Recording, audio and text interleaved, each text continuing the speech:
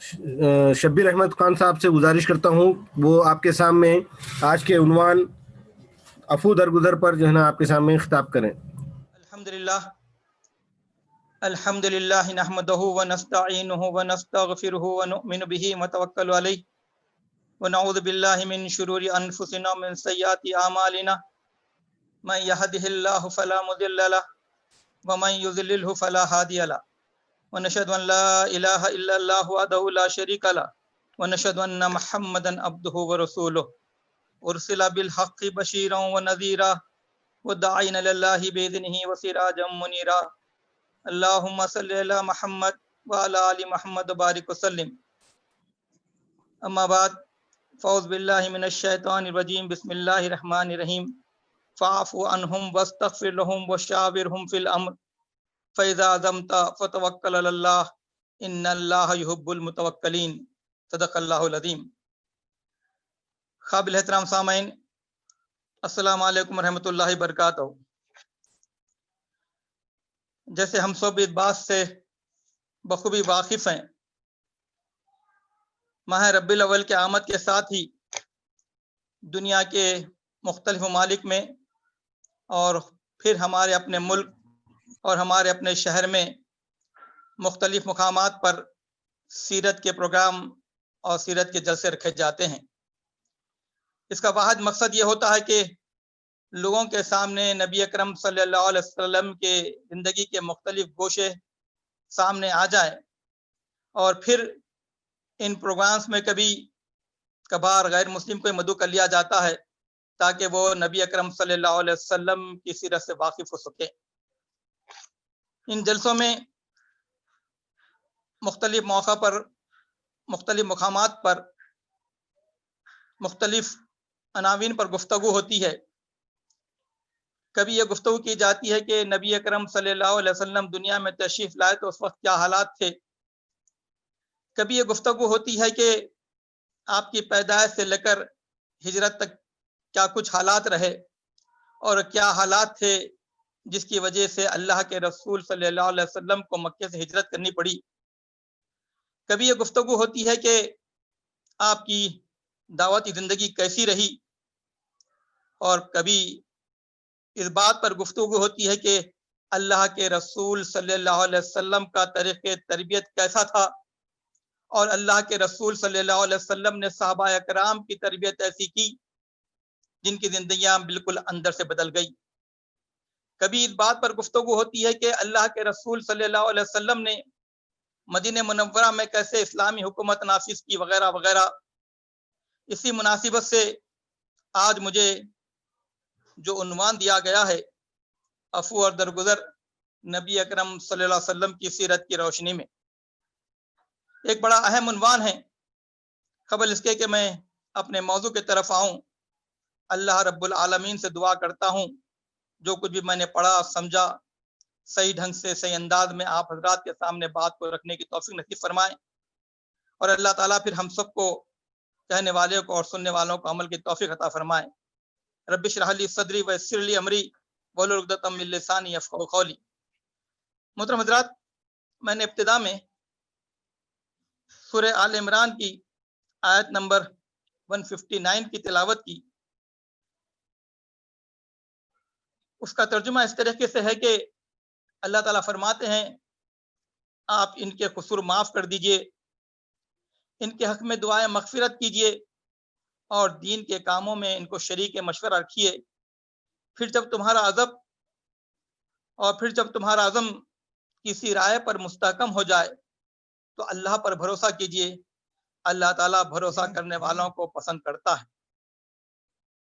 میں آپ کے سامنے اس آیت کا بہت مختصر پس منظر بیک گراؤنڈ آپ کے سامنے رکھتا ہوں تاکہ ہماری بات کی گفتگو سمجھنے میں آسانی ہو۔ محترم حضرات، جنگ احد سے پہلے نبی اکرم صلی اللہ علیہ وسلم نے صحابہ اکرام کو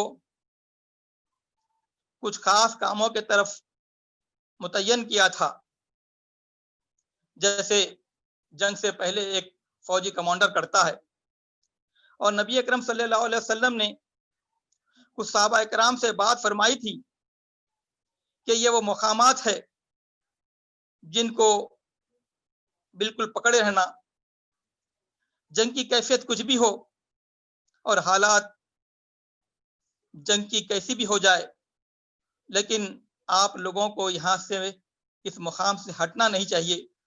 اس کی بڑی تاکید نبی اکرم صلی اللہ علیہ وسلم نے کی تھی۔ لیکن ہوا یہ کہ جب جنگ شروع ہوئی تو الحمدللہ مسلمانوں کا پلہ بڑا بھاری رہا، اور ایسا محسوس ہو رہا تھا کہ یقیناً مسلمان جنگ بدر کے طرح جنگ احد میں بھی کامیابی حاصل کریں گے۔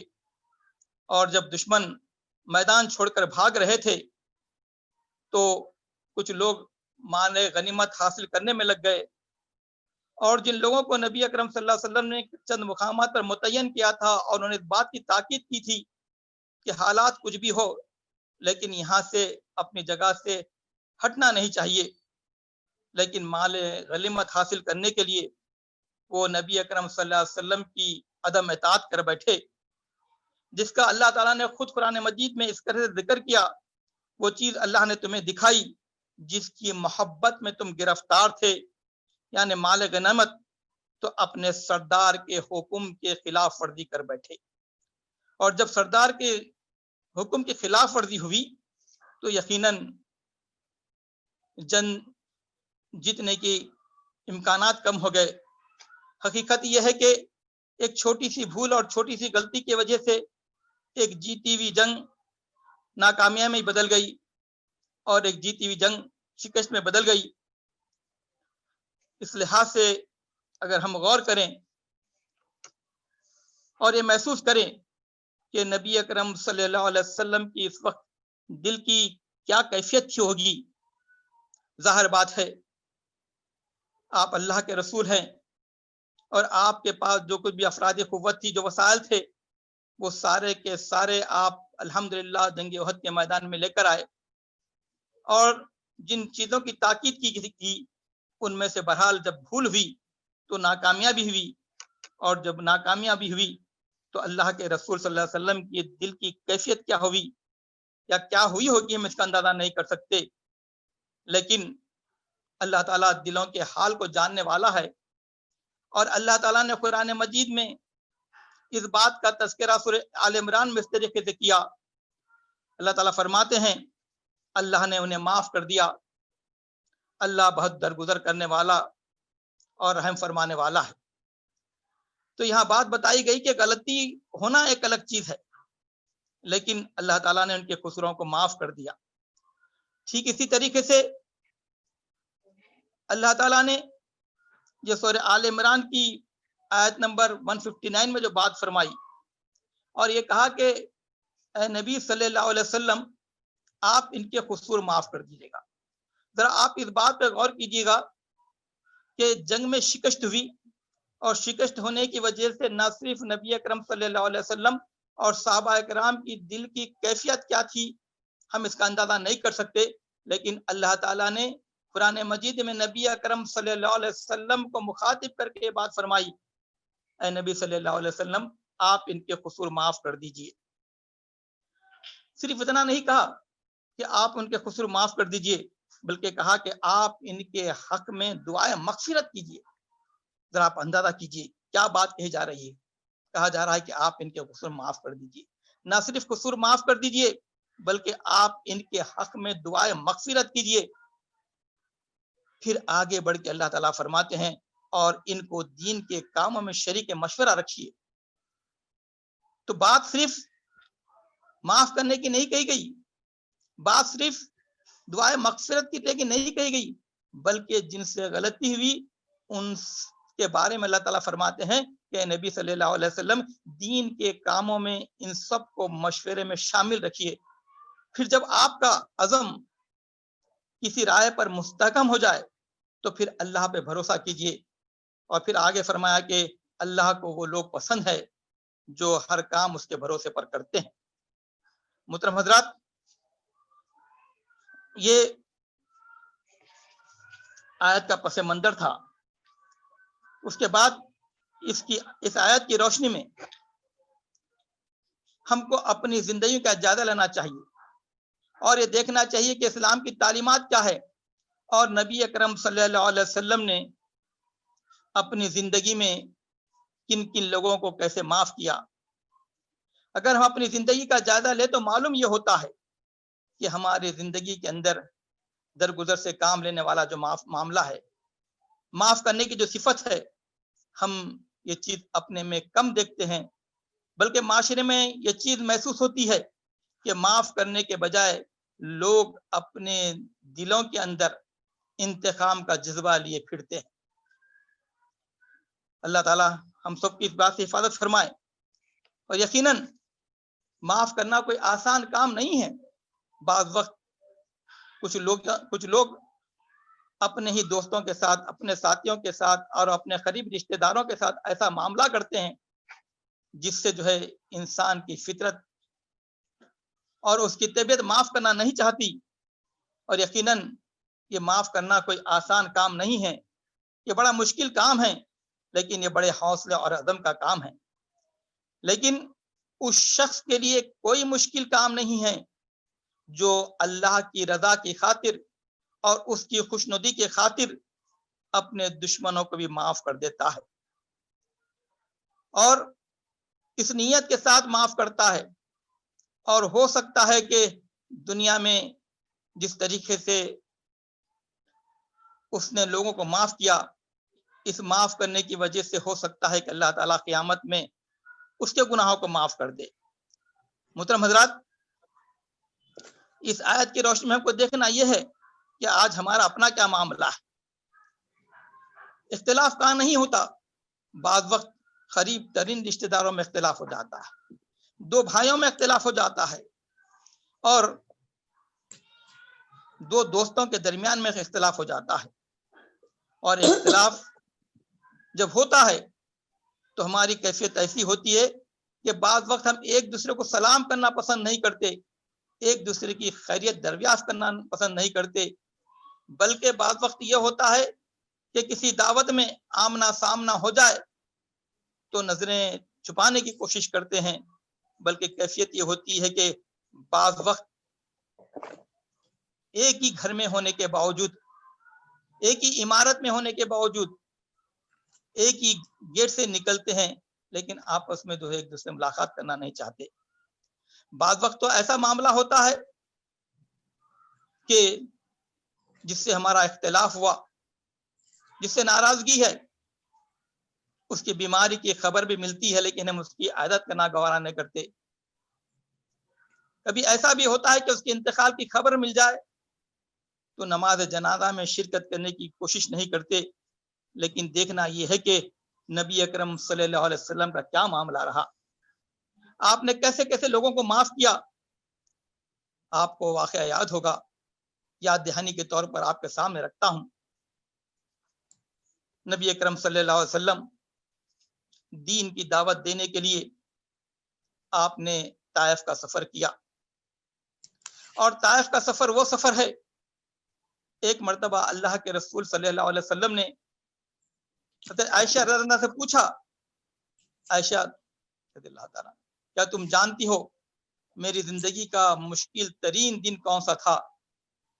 یہ واقعہ جب میں پڑھ رہا تھا تو میرے ذہن میں یہ بات آئی کہ ہو سکتا ہے حضرت عائشہ فرمائی کہ اللہ کے رسول صلی اللہ علیہ وسلم آپ کی زندگی کا مشکل ترین دن ہو سکتا ہے ہجرت کا. ہجرت ایک شخص جہاں پیدا ہوتا ہے، بڑا ہوتا ہے، جب اس ملک کو چھوڑ کر جاتا ہے تو اس کی دل کی کیفیت کیا ہوتی ہے اس کا اندازہ کرنا مشکل ہے. لیکن جواب بالکل برعکس تھا. جب آپ نے پوچھا کہ عائشہ رضی اللہ تعالیٰ، کیا تم بتا سکتی ہو کہ میری زندگی کا مشکل ترین دن کون سا تھا؟ اس کے بعد پھر آپ نے خود فرمایا کہ عائشہ، میری زندگی کا مشکل ترین دن طائف کا دن تھا. جب میں نے لوگوں کو سامنے دین کی دعوت کو پیش کی تو لوگوں نے مجھ پر پتھر برسائے اور میں لہو لہان ہو گیا عائشہ. اور پھر اللہ کے رسول صلی اللہ علیہ وسلم نے جب فرشتے نے آ کے کہا اگر آپ حکم دیں تو میں دونوں پہاڑوں کو ملا دوں گا، جواب میں اللہ کے رسول صلی اللہ علیہ وسلم نے فرمایا کہ نہیں ایسا نہیں کرنا. پھر آپ نے دعا کی اے اللہ تو ان کو معاف کر دے. پھر آپ فرماتے ہیں میں اپنے چہرے سے خون کو پوچھتا رہتا تھا اور دعا کرتا جاتا تھا اے اللہ تو ان کو معاف کر دے, ہو سکتا یہ نہیں تو ان کی نسل ایمان لے کر آئے گی. دوستو آپ اندازہ کیجئے گا کہ آپ کی زندگی کا مشکل ترین دن, اور خود نبی اکرم صلی اللہ علیہ وسلم اپنے زبان مبارک سے فرماتے ہیں اور فرشتہ آ کر کہتا ہے کہ آپ حکم دے دیجئے, لیکن آپ یہ کہتے ہیں کہ نہیں نہیں, پھر دعا کرتے ہیں کہ اللہ تعالیٰ آپ ان کو معاف کر دیجئے. لیکن ہمارا اپنا کیا معاملہ ہے, اس پہ غور کرنے کی ضرورت ہے. ہمارا معاملہ, میں نہیں کہتا کہ سب کا معاملہ ایسا ہے, لیکن آج دلوں کے اندر رنجشیں ہیں, دلوں کے اندر حسد ہے, دلوں میں بغض ہے, دلوں میں انتقام لینے کا جذبہ ہے. اور ایک واقعہ میں آپ کے سامنے رکھتا ہوں, وہ فتح مکہ کا موقع ہے. تاریخ اس واقعے کو نہیں بھلا سکتی, نہ کوئی تاریخ ایسی مثال پیش کر سکتی ہے. نبی کرم صلی اللہ علیہ وسلم جب فتح مکہ ہوا اور اس وقت نبی اکرم صلی اللہ علیہ وسلم تشریف فرما ہوئے, اس میں وہ لوگ بھی تھے جو نبی اکرم صلی اللہ علیہ وسلم کو مٹانے کے لیے سب سے آگے تھے. اس میں وہ لوگ بھی تھے جو نبی اکرم صلی اللہ علیہ وسلم کو گالیاں بھی دیتے تھے اور دھمکی بھی دیتے تھے مارنے کی. اس مجمع میں وہ لوگ بھی تھے جنہوں نے نبی اکرم صلی اللہ علیہ وسلم کے راستے میں کانٹے بچھائے تھے. اس میں وہ لوگ بھی تھے جنہوں نے نبی اکرم صلی اللہ علیہ وسلم کی جسم مبارک پر گندگی ڈالی تھی. اس میں وہ لوگ بھی تھے جنہوں نے نبی اکرم صلی اللہ علیہ وسلم پر طائف کے موقع پر آپ پر پتھر برسائے تھے. ان لوگوں میں وہ لوگ بھی تھے جنہوں نے نبی اکرم صلی اللہ علیہ وسلم کو عمرہ کرنے سے روک دیا تھا. اس میں وہ لوگ بھی موجود تھے جو ایمان لانے والوں کو جلتی ریت پر لٹا دیتے تھے. اس میں وہ لوگ بھی تھے جو نبی اکرم صلی اللہ علیہ وسلم کو شاعر بھی کہتے, کبھی جادوگر بھی کہتے تھے. تو معلوم یہ ہوا کہ سارے کے سارے لوگ موجود ہیں اور سارے کے سارے آپ کی تلوار کی زد میں ہیں, لیکن نبی اکرم صلی اللہ علیہ وسلم نے جب ان پر قابو پا لیا تو فرمایا لوگوں تم مجھ سے کیا توقع رکھتے ہو؟ جواب ملا آپ سے بھلائی کی امید کرتے ہیں. تو آپ نے فرمایا جاؤ تم سب آج آزاد ہو. آپ بتائیے, طرح طرح کے لوگ موجود ہیں اور نبی اکرم صلی اللہ علیہ وسلم ایسا نہیں کہ بعض وقت انسان مجبوری کی حالت میں معاف کرتا ہے, اس کے پاس کوئی دوسرا راستہ نہیں ہوتا, لیکن یہ بڑا عزم کا کام ہے, بڑے حوصلے کا کام ہے.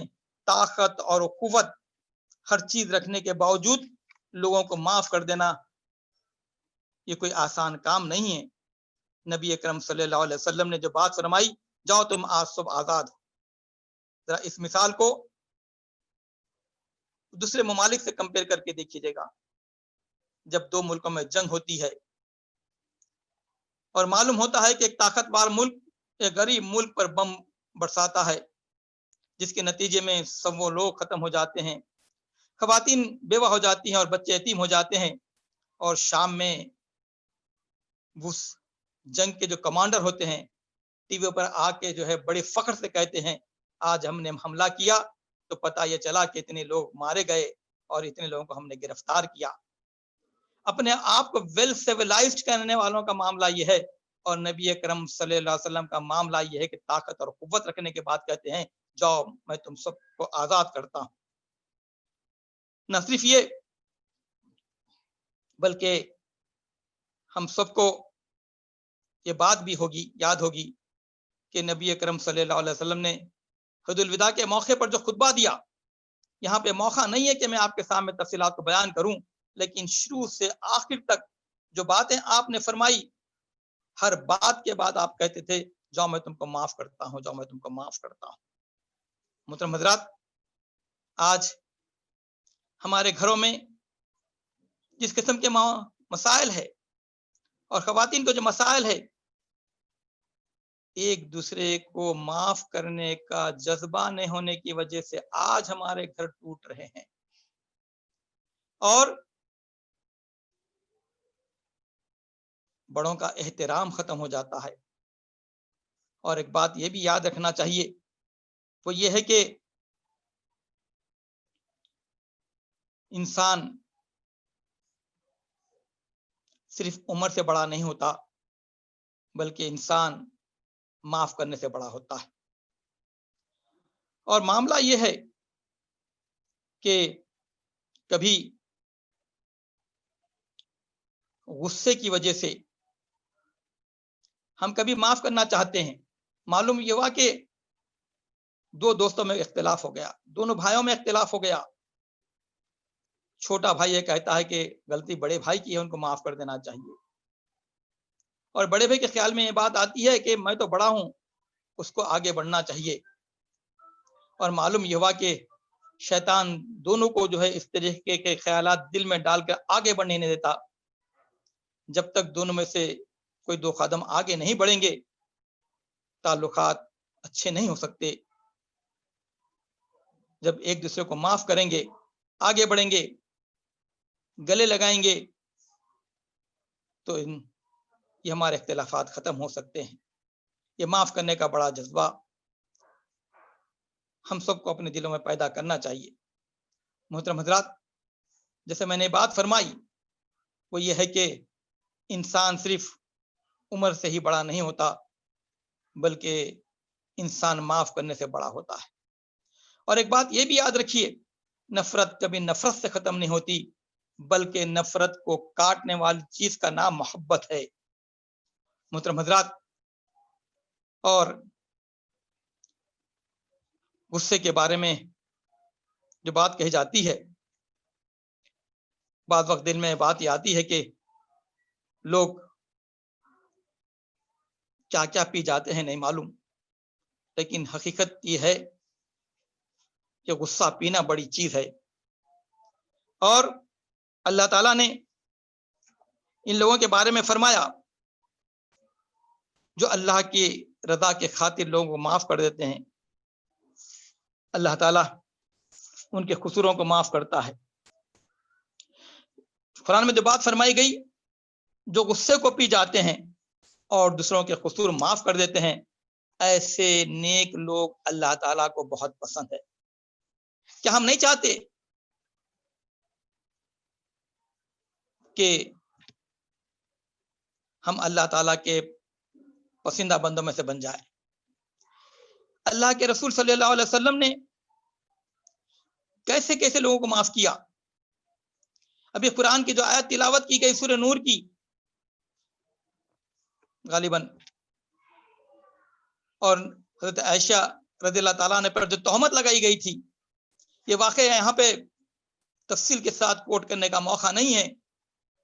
آپ پڑھیے گا کہ حضرت عائشہ رضی اللہ عنہ پہ جو تہمت لگائی گئی، ایک وقت آیا تو اللہ کے رسول صلی اللہ علیہ وسلم نے ان کو بھی معاف کیا۔ یہ کوئی آسان کام نہیں ہے۔ مدینہ منورہ کے اندر افواہیں پھیلائی جا رہی ہے، نبی اکرم صلی اللہ علیہ وسلم کی دل کی کیفیت مختلف ہے، اور حضرت ابوبکر صدیق رضی اللہ تعالیٰ عنہ بے چین ہیں۔ بہرحال بڑا تفصیل طلب واقعہ ہے۔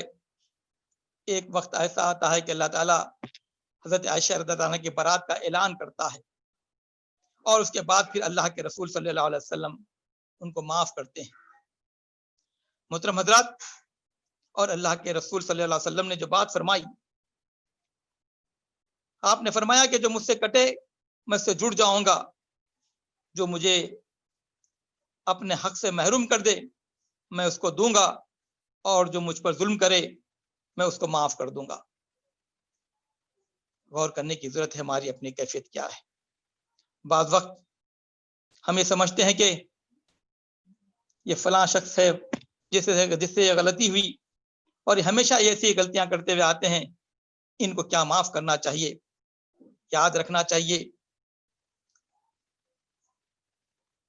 انسان خرابیوں اور خوبیوں کے مجموعے کا نام ہے۔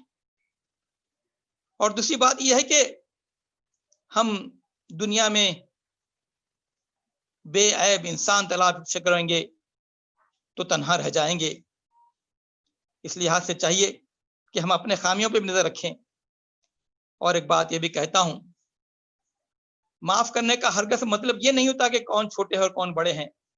بعض وقت بعض لوگ جو سنجیدہ ہوتے ہیں، ایک ان کا نظریہ ہوتا ہے، اور جو قرآن مجید اور نبی اکرم صلی اللہ علیہ وسلم کی تعلیمات سے واقف ہوتے ہیں، اپنی غلطی ہونے کے باوجود بھی، معلوم یہ ہوا کہ اپنی کوئی غلطی نہیں رہنے کے باوجود بھی سامنے والے کو معاف کر کے اپنے رشتوں کو نبھانا چاہتے ہیں. اور آج کے زمانے میں رشتوں کو نبھانا کوئی آسان کام نہیں ہے. رشتوں کو نبھانے کے لیے انسان کو بڑی قربانیاں دینی پڑتی ہے، معاف کرنا پڑتا ہے، درگزر سے کام لینا پڑتا ہے. اور ہم لوگ الحمدللہ آج کے پروگرام میں جو لوگ شریک ہیں، ان میں اکثریت وہ لوگوں کی ہوگی جو اللہ کے دین کا کام کرنا چاہتے ہیں. اور یقیناً جب اس دین کے کام کو کرنے کے لیے اپنے گھر سے نکلیں گے تو اس کے اندر بڑی رکاوٹیں آئیں گی اور بڑی دشواریاں آئیں گی، لیکن یہ کام درگزر کرتے ہوئے کرنا پڑے گا. حضرت لقمان نے اپنے بیٹے کو جو نصیحت کی تھی، اس میں یہ بات آپ نے فرمائی تھی کہ بیٹا نماز قائم کر، لوگوں کو نیکی کا حکم دے اور برائیوں سے منع کر، اور اس راستے میں جو مصیبت پڑے اس پہ صبر کر. تو اس راستے کے اندر بھی اگر کسی سے کوئی غلطی ہو جائے، بھول ہو جائے، تو ہم کو جو ہے معاف کرنے کی عادت ڈالنا چاہیے.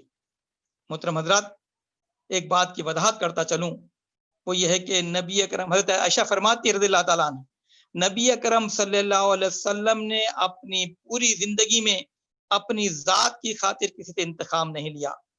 البتہ کوئی شخص شریعت کی حرمتوں میں سے کسی حرمت یا کسی اور مداخلت کرتا، جس کو اس انداز میں کہنا چاہیے، تو اللہ کے رسول صلی اللہ علیہ وسلم اس کو ضرور سزا دیتے تھے. اسلام میں اور بات ہے کہ سزا دینے کا ایک پورا چیپٹر آپ کہہ سکتے ہیں اور طریقہ بتایا گیا ہے، لیکن نبی اکرم صلی اللہ علیہ وسلم نے اپنی عملی زندگی سے یہ ظاہر کیا کہ یہ معاف کرنا کتنا بڑا کام ہوتا ہے. نبی اکرم صلی اللہ علیہ وسلم، ہم سب اس بات سے اچھی طرح واقف ہیں کہ اللہ کے رسول صلی اللہ علیہ وسلم کو اپنے چچا حضرت حمزہ سے رضی اللہ تعالیٰ سے بے حد محبت تھی. آپ کو بے انتہا چاہتے تھے. جنگ احد میں آپ شہید ہوئے، اور شہید جس شخص نے کیا اس شخص کا نام وحشی بتایا جاتا ہے. اور جب یہ اسلام میں داخل ہوئے تو اللہ کے رسول صلی اللہ علیہ وسلم نے ان کو بھی معاف کیا، جنہوں نے نبی اکرم صلی اللہ علیہ وسلم کے سب سے زیادہ چاہنے والے چچا کو شہید کیا تھا، ان کو بھی معاف کیا. لیکن ان سے ایک بات کہی، وہ کہی کہ آپ جب میرے سامنے آتے ہیں تو مجھے اپنے چچا کی یاد آتی ہے. تو مطلب آپ انڈائریکٹلی کہنا چاہتے تھے کہ مجھے اس بات سے تکلیف ہوتی ہے. محترم حضرات، یہ ربیع الاول کا مہینہ ہے، اور جس کی جتنی عمر گزری اس کو اتنے ربیع الاول کے مہینے ملے، اور جس کی جتنی زندگی باقی ہے اتنے اس کو ربیع الاول کے مہینے ملیں گے. لیکن ہم کو دیکھنا یہ ہے کہ یہ ربیع الاول کے مہینے سے نبی اکرم صلی اللہ علیہ وسلم کی زندگی کے مختلف گوشوں کا مطالعہ ہم کرنے کی کوشش کریں، بلکہ اس بات کا عہد کریں کہ اس مہینے کے اندر جہاں پر بہت سارے پروگرام اٹینڈ کیے جاتے ہیں، ایک چھوٹی سی سیرت کی کتاب کا مطالعہ کرنے کی کوشش کیجیے گا. اور مطالعہ کرتے وقت میں دیکھیے گا کہ نبی اکرم صلی اللہ علیہ وسلم کی زندگی کے مختلف گوشے کیسے رہے. ہم جہاں نبی اکرم صلی اللہ علیہ وسلم سے محبت کے تقاضے کی بات کرتے ہیں، تو نبی اکرم صلی اللہ علیہ وسلم سے محبت کا تقاضا یہ ہے کہ آپ نے جس طریقے سے عفو درگزر سے کام لیا وہ صفات ہم اپنے میں پیدا کرنے کی کوشش کریں. نبی اکرم صلی اللہ علیہ وسلم نے جس طریقے سے دین کی دعوت لوگوں کے سامنے پھیلائی، آپ کی محبت کا تقاضا یہ ہے کہ ہم بھی اسی طریقے سے دین کو پھیلانے میں لگ جائے. ایک ایک چیز پہ ہم غور کرتے جائے گا. نبی اکرم صلی اللہ علیہ وسلم سے محبت کا تقاضا یہ ہے کہ ہمارے معاملات درست اور صحیح ہو جائے. محترم حضرات، درگزر کے سلسلے میں یہ چند باتیں آپ کے سامنے پیش کی گئی. دعا یہ ہے کہ اللہ تعالی کہنے والے کو اور سننے والوں کو عمل کی توفیق عطا فرمائے. اور آخر میں ایک بات یہ کہنا چاہتا ہوں، وہ یہ ہے کہ زندگی کا کوئی بھروسہ نہیں ساتھیوں. نہ جانے زندگی کس موڑ پر بے وفائی کر جائے. وہ وقت سے پہلے ہمارا دل یا ہمارے دل میں کسی کے تعلق سے کوئی کجی ہے، اگر ہمارے دل میں کسی کے تعلق سے کوئی اختلاف والی کیفیت موجود ہے اور سالوں بیت گئے لیکن آج تک ہم نے اس سے گفتگو کرنے کو مناسب نہیں سمجھا، اور سالوں بیت گئے ایک دوسرے کے اچھے میں اور ایک دوسرے کے مصیبت کے وقت میں کام آنے کی فکر نہیں کی، تو محترم ساتھیوں، نبی کرم صلی اللہ علیہ وسلم کی زندگی سے جو سبق آج کے اس عنوان میں دیا گیا ہے، دعا کیجئے کہ انشاءاللہ ہم اپنے دل کو صاف کر لیں گے، لوگوں کو معاف کر دیں گے. اگر ہم سے غلطی ہوئی تو لوگوں سے جا کے معافی مانگ لیں گے. اسی کے ساتھ میں اپنی بات کو ختم کرتا ہوں. دعا یہ ہے کہ اللہ تعالیٰ کہنے والوں کو اور سننے والوں کو عمل کی توفیق عطا فرمائے. اللہم اغفر ورحم وانت خیر الراحمین. سبحان ربک رب العزت عما یصفون، والسلام علی المرسلین والحمد للہ.